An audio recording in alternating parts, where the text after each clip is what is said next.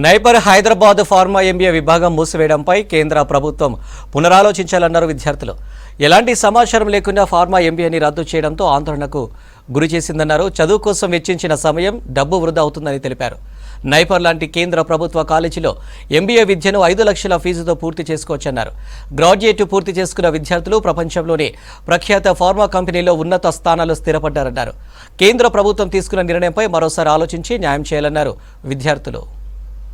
I was seeing for pharma MBA, but listening to the news of the removal of pharma MBA from Hyderabad, Naipur, Hyderabad, it's very disheartening. I wanted to join pharma MBA through Hyderabad being a woman. It was very better option for me, but listening to this news, I am very disheartening. Please, it's a request. Please, government, do not remove pharma MBA from the Hyderabad Naipur. I want to join in Naipur and my interest is pharma MBA, but now I am listening that this pharma MBA is getting shut down, by which my opportunities to get into MBA pharma through Naipur is decreasing.